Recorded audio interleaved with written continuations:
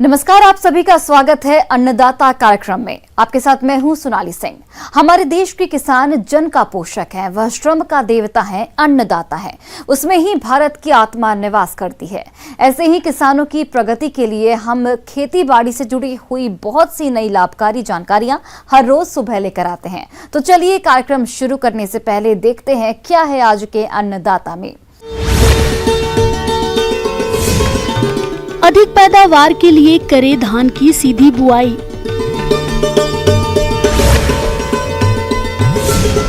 तोरई की सफल खेती करके किसान ने कमाई अच्छी आय। हमारे राज्य में बहुत से किसान भाई धान की खेती रोपा विधि करते हैं, लेकिन धान की नर्सरी तैयारी से लेकर रोपाई और अन्य प्रबंधनों में मजदूरों की काफी समस्या रहती है। साथ ही कई बार बारिश की अनिश्चितता के कारण धान की रोपाई में देरी हो जाती है। इसलिए कृषि वैज्ञानिक धान की सीधी बुआई पर ज्यादा जोर दे रहे हैं। लेकिन इस फसल से भरपूर पैदावार लेने के लिए किसान कौन कौन सी किस्मों का चुनाव करें और बुआई करते समय किन किन बातों पर खास ध्यान दें, इस बारे में विस्तार से जानकारी दे रहे हैं कृषि वैज्ञानिक डॉक्टर सुरेश कुमार। हमारे भारतवर्ष में लगभग 44 मिलियन हेक्टेयर पर धान की खेती की जाती है और इससे लगभग 120 मिलियन टन है वो धान का उत्पादन होता है। लेकिन ज़्यादातर जो ये धान की खेती है वो मैन्युअल की जाती है। किसान कद्दू करता है, खेत में पाड़े काटता है और उसके बाद में मैन्युअल रोपाई करता है पौध तैयार करके। लेकिन अभी फिलहाल जो ये लगातार कई सालों से ये क्रिया वो कर रहा है, जिससे कई चुनौतियाँ सामने आई है, जिससे जैसा कि जल स्तर का नीचे जाना। लेकिन उससे हम किसान की वो है कॉस्ट काफ़ी गुना ज़्यादा बढ़ रही है, क्योंकि डीजल की प्राइस है वो लगातार बढ़ती जा रही है। लेकिन अभी फिलहाल में आधुनिकीकरण के दौर में हमारे पास उचित संसाधन जैसे कि अच्छी मशीनें हैं जिससे हम धान की सीधी बिजाई कर सकते हैं। तो इसके लिए जो वर्तमान में जो अच्छी तकनीकियां हैं वो हमको धान को दो तरह से हम लगा सकते हैं। पहला हमारा जो तरीका है वो है धान की सीधी बिजाई करने का, कि वो सूखे में सीधी बिजाई करते हैं। बिजाई करने के लिए किसान भाई है वो DSR जो मशीन है उसका इस्तेमाल कर सकते हैं।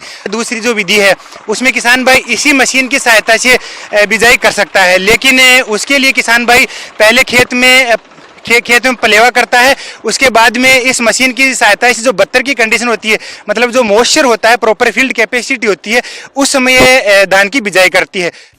किसान भाइयों, खेत को बिना तैयार किए धान की सीधी बुआई जीरो टिलेज मशीन से कर सकते हैं। लेकिन अगर आप सामान्य सीड ड्रिल से धान की बुआई कर रहे हैं तो खेत की एक बार गहरी जुताई करके 2 से 3 बार कल्टीवेटर से जुताई करें। इसके बाद पाटा लगाकर खेत को समतल करें और याद रखें, अंतिम जुताई के समय 10 से 12 टन गोबर की खाद प्रति हेक्टेयर की दर से खेत में अच्छी तरह से मिला दें और साथ ही रासायनिक उर्वरकों में यूरिया 265 किलोग्राम, DAP 132 किलोग्राम और पोटाश 102 किलोग्राम, जिसमें यूरिया की 1/3 DAP और पोटाश की पूरी मात्रा को पाटा लगाते समय डाल देनी चाहिए एवं शेष बची यूरिया की मात्रा को खड़ी फसल में 3 बार में देना चाहिए। किसान भाइयों, धान का अच्छा उत्पादन लेने में इसकी उन्नत किस्मों की अहम भूमिका होती है। इसलिए कृषि वैज्ञानिकों ने क्षेत्र के अनुसार धान की कई उन्नत किस्मों को विकसित किया है। तो आपके क्षेत्र के लिए धान की कौन कौन सी किस्में उपयुक्त हैं, आइए जानते हैं। धान की सीधी बिजाई में लगभग सभी वैरायटियों को हम लगा सकते हैं, लेकिन कुछ चुनिंदा जो किस्में हैं उनके बेहतर परिणाम निकले हैं। जो कम अवधि की जो वैरायटी है धान की, उसमें किसान भाई ले सकते हैं। उसमें PR 126 है, उसमें पूसा 1509 है, उसमें जो PB 1692 है वो किसान भाई ले सकते हैं। अराइज हाइब्रिड है 6129, वो किसान भाई इस्तेमाल कर सकते हैं।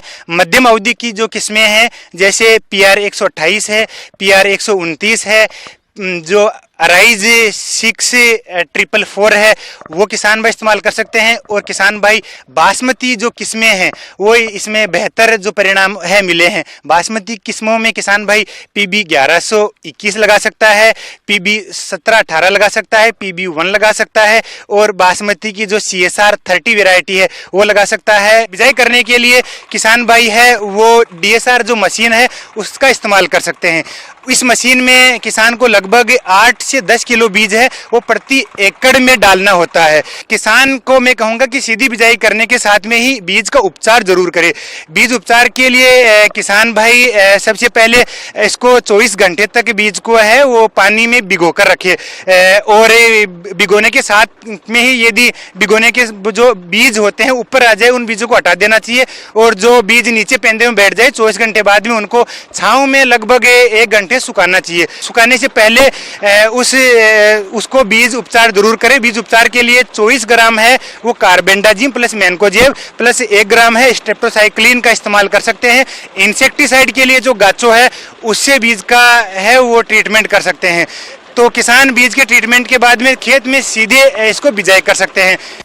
बुआई करते समय कतार से कतार की दूरी 20 सेंटीमीटर और बीज से बीज की दूरी 10 सेंटीमीटर रखना चाहिए।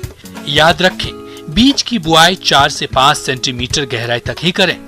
बिजाई करने के बाद में उस पर अच्छी तरह से पाटा लगा देते हैं और उसके लगभग बिजाई करने के 20 दिन तक है किसान उसमें पानी नहीं लगाते हैं। 20 दिन पे पहला पानी लगाते हैं जो जब धान अच्छी तरह से जर्मिनेट हो जाए और जो धान के पौधे अच्छी तरह से बाहर निकल आए। जब धान की जो सीधी बिजाई जो सूखे में की होती है उसमें किसान भाई उसको तुरंत पानी लगाएं। पानी लगाने के 24 घंटे बाद में यानी धान के बीजों के अंकुरण से पहले किसान भाई पेंडिमेथिलीन का स्प्रे करें। स्प्रे के लिए किसान भाई 1 से 1.5 लीटर पेंडिमेथिलीन का इस्तेमाल प्रति एकड़ के लिए कर सकता है। किसान भाइयों को मैं ये सलाह देना चाहूँगा कि इस आधुनिकीकरण के दौर में हमारे पास अभी अच्छी मशीनें उपलब्ध है जो किसान भाई कम लागत में है वो अच्छी फसल ले सकते हैं, क्योंकि जो धान की रोपाई है और जो धान की सीधी बिजाई है इसमें दोनों में लगभग उपज बराबर होती है, लेकिन खर्चा जो है वो धान की सीधी बिजाई में हम 15 से 20% तक है उसकी बचत कर सकते हैं। ब्रेक के बाद आप सभी दर्शकों का अन्नदाता में स्वागत है। किसान भाई विभिन्न प्रकार की सब्जियों की खेती करते हैं और इनसे अच्छी आय भी कमाते हैं। आज हम आपको जिला जयपुर के किसान लालचंद कुमावत से मिलवा रहे हैं, जिन्होंने तोरई की उन्नत तकनीक से खेती करके अच्छा उत्पादन लिया है। क्योंकि इस साल सब्जियों का बाजार भाव भी काफी अच्छा रहा, तो इन्होंने कम एरिया में तोरई की खेती करके किस प्रकार से कमाई अच्छी आए, आइए जानते हैं खुद इन्हीं से। पहले परंपरागत खेती करते थे जिसमें जौ, गेहूँ, चना ये बोते थे और उसमें बचत भी कम थी। और अब क्या है, पानी का लेवल टूट जाने के बाद थोड़ा सब्जी में ध्यान दिया, तो 2-3 साल से ये हमने ये तोरई की फसल बो रहे हैं। तो इसमें क्या है, रिजल्ट बढ़िया आ रहा है। इस साल भी बोई है तो ये लगभग 1 बीघा के लगभग तोरई है और ड्रिप द्वारा पन्नी वन्नी बिछा के फिर बोते हैं। तो इसमें क्या है, खरपतवार का भी इतना नहीं रहता है।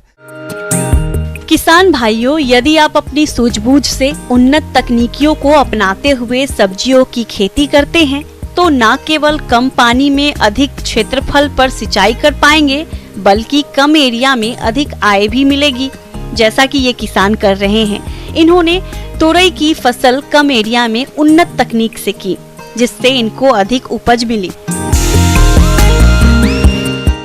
खेत तैयार करने के बाद गोबर की खाद वाद अच्छी तरह से डाल के ट्रैक्टर से 2-3 बार निकाल के बेड तैयार करके इसमें ये मर्चिंग भी साधी और फिर क्या है, बीज बो दिया। इसमें बीज बोने के बाद इसमें 1 रोज छोड़ के 1 रोज अंतराल पानी दिया और फिर क्या है, वो बीज जैसे बड़ा हो गया और बड़ा होने के बाद इसमें NPK 1261 और NPK 1919 ये ड्रिप द्वारा ही देते हैं। ये इसमें देने के बाद ये मिनी फुहारा भी लगा रखे हैं हमने, ये ऊपर का टेम्परेचर डाउन करने के लिए, और बेड द्वारा भी सिंचाई कर देते हैं पानी डाल के, क्योंकि ऊपर का टेम्परेचर इतना हाई रहता है कि इसमें क्या है, मौसमी गर्मी का है।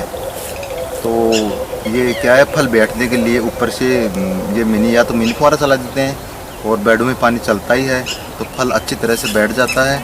तो इसमें क्या है, फसल में रिजल्ट बढ़िया आता है। ये बेल वाली फसल है और ग्राउंड में इसमें हम बोते हैं।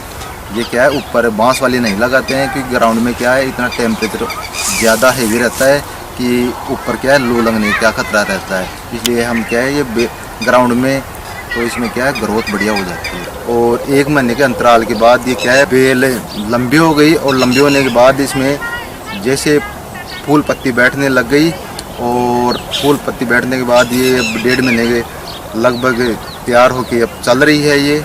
और हमने इसमें रिजल्ट भी बढ़िया पाया है और ये बेस्ट पैदावार है। इसमें क्या है, स्प्रे भी का खर्चा कम है, यानी 5-7 रोज़ के अंतराल के लगभग मैं स्प्रे इसमें करता हूँ और रिजल्ट बढ़िया मिलता है इसमें। और हर तीसरे दिन इसमें 100 कुंटल लगभग उतर जाता है। ये किसान फसल की तुड़ाई सही समय पर करते हैं और तुड़ाई के बाद ग्रेडिंग और पैकिंग उचित प्रकार से करते हैं, जिससे इनको अपने उत्पादन का मंडी में अच्छा भाव मिला और इनकी आय में बढ़ोतरी हुई। और इसमें क्या है, कोई खर्चा भी इतना नहीं है। तो ये तोरी की बेल वाली बढ़िया हरी सब्जी है। ये हमें क्या है, इसमें पास ही एक बड़ा टैंक है, उसमें ये माल हम डालते हैं और उस टैंक में डालने के बाद उसमें क्या है, जैसे पकी हुई है उसमें कोई कहानी है और ये बिल्कुल जैसे टेढ़ी मेढ़ी है, उसको हम निकाल देते हैं। और निकालने के बाद बिल्कुल जो फ्रेश माल होता है उसमें हम जैसे 5 किलो 10 किलो 15 किलो तक पॉलीथीन की थैली में पैक करते हैं। और पैक करने के बाद उसमें क्या है, जैसे रात को उस थैलियों को रखते हैं तो नीचे भी हम ठंडे रहने के लिए बाल्टी द्वारा छिड़काव करके फिर पॉलीथीन की थैली को रख के ऊपर क्या है, ये हल्की सूती पल्ली देते हैं। उसमें क्या है, वो नमी बनी रहती है, नमी के कारण ये ख़राब नहीं होती है। सुबह क्या है, जल्दी उठ के हम मंडी के लिए उनको ले जाते हैं और इसमें क्या है, रिजल्ट भी बढ़िया रहता है, भाव भी हमें बढ़िया मिलते हैं। किसान भाइयों, इनको तुरई का बाजार भाव पहले 40 रुपए मिला, उसके बाद अभी 18 से 25 रुपए मिल रहा है और 30 रुपए प्रति किलो के हिसाब से बेचकर 30,000 रुपए की आय मिली है और इतनी ही आय मिलने की संभावना है। तो इस प्रकार से इन्हें 60,000 रुपए की आय मिलेगी। यदि तोरई की फसल में खर्चे की बात करें तो इनको खेत तैयारी से लेकर मंडी में बेचने तक का सारा खर्चा आएगा 20,000 रुपए। यदि इनकी कुल आय 60,000 रुपए से कुल खर्चा 20,000 रुपए निकाल दे तो इनको 40,000 रुपए की शुद्ध आय मिलेगी। और इसमें क्या है, लगभग हमने ये 6-7 तुड़ाव इसमें तोड़ लिए हैं। एक बार तोड़ने के लगभग 100 कुंटल उतर जाती है इसमें। शुरुआती इसमें जो हमें भाव मिले थे वो 40 रुपए के लगभग मिले थे प्रति किलो के हिसाब से। तो लगभग इसमें अब ये 20-25 का भाव चल रहा है तो इसमें औसत एवरेज लगभग 30 का लगभग रह जाता है। लेकिन इसमें लगभग मैंने 10 कुंटल के लगभग निकाल दिया। 30,000 का माल तो मैंने निकाल दिया है और 30,000 का माल इसमें और हो जाएगा। तो लगभग 60,000 की इसमें ये 1 बीघे में हो जाएगी। और इसमें 20-1,000 का लगभग किराया है, तुड़ाई है और इसमें दवाई का खर्चा है, बीज का खर्चा है। ये खर्चा लग के 20-1,000 खर्चा आ जाता है तो 1 बीघा में 40,000 की बचत हो जाती है। थैलियों में पैक करके इसकी ग्रेडिंग करके अच्छी तरह से बिल्कुल कच्चा माल हम मंडी पहुंचाते हैं और मंडी में भी क्या है, क्वालिटी बेस्ट रहती है और जाते ही क्या है, ग्राहक इसको खरीद लेते हैं। ये जब हमें इसकी सफाई करते हैं, इसकी क्या है ग्रेडिंग करते हैं तो वो बिल्कुल क्लियर करते हैं, क्योंकि इसमें क्या है पॉलीथीन की थैली में हम पैक करते हैं, मंडी में जाते ही हमारा माल पहले बिक जाता है। तो इसमें क्या है, हमें मंडी में टाइम भी नहीं लगता है। जैसे जैसे ग्राहक आते हैं वो पॉलीथीन की थैली तोल के उठा के और वो ले जाते हैं। मौसम विभाग के रिपोर्ट पर साप्ताहिक कृषि सलाह इस प्रकार से अवश्य उपचारित करें। धान की नर्सरी के लिए गोबर खाद की मार करें और जल निकाल पीने के पानी की मात्रा 3 से 4 गुना बढ़ा दें। पशु चिकित्सक से संपर्क करके अपने मवेशियों को गला घोटू एवं लंगड़ी रोग का टीकाकरण करवाएं। आइए जानते हैं अन्नदाता निःशुल्क फोन के माध्यम से पूछे गए समस्याओं का समाधान। अन्नदाता निःशुल्क फोन संपर्क सेवा के माध्यम से पूछे गए प्रश्नों में से आज हमने जिस प्रश्न को कार्यक्रम में शामिल किया है उसे पूछा है ग्राम खितौला जिला मंडला के कृषक हरीश चौधरी ने। ये लाख की फसल में शत्रु कीटों के नियंत्रण के बारे में जानकारी चाहते हैं। तो हरीश चौधरी जी, आपकी जानकारी के लिए प्रस्तुत है कार्यक्रम का ये अंश।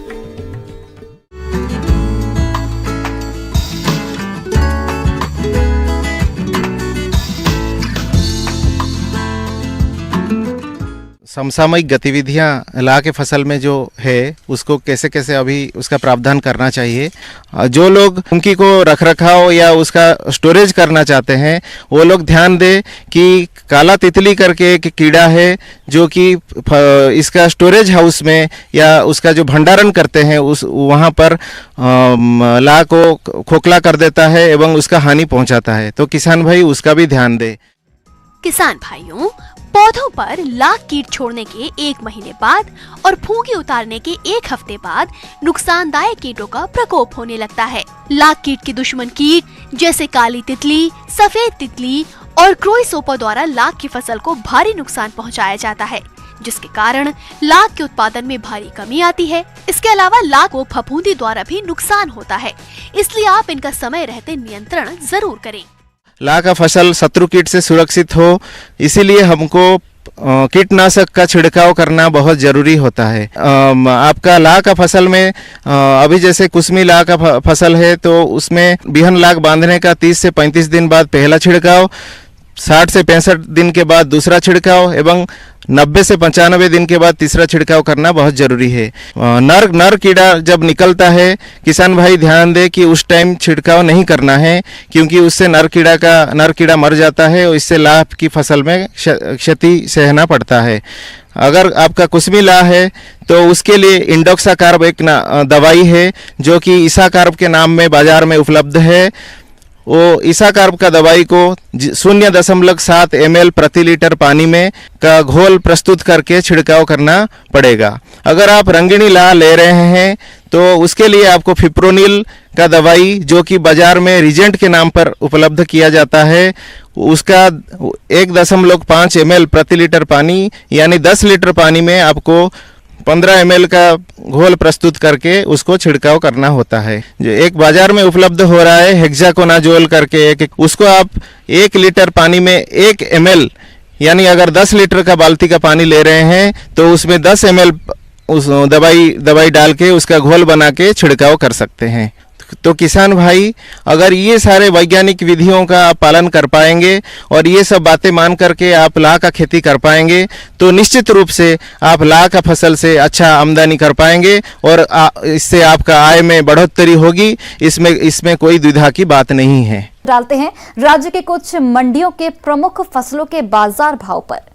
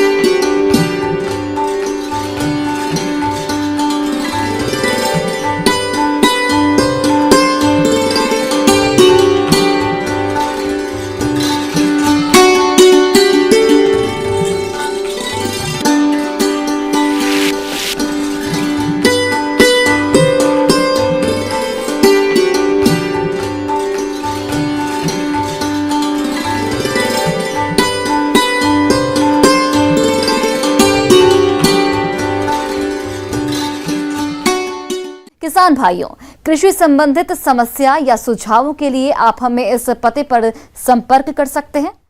प्रोड्यूसर अन्नदाता news 18 Madhya Pradesh Chhattisgarh, Ramoji film city Hyderabad 501512। साथ ही आप हमें ईमेल भी कर सकते हैं। हमारा ईमेल आईडी है p18annadatamp@news18.com। इसके अतिरिक्त आप हमें निःशुल्क हेल्पलाइन नंबर 18008892 पर सोमवार से शनिवार सुबह 10 से शाम 4 बजे के बीच संपर्क कर सकते हैं।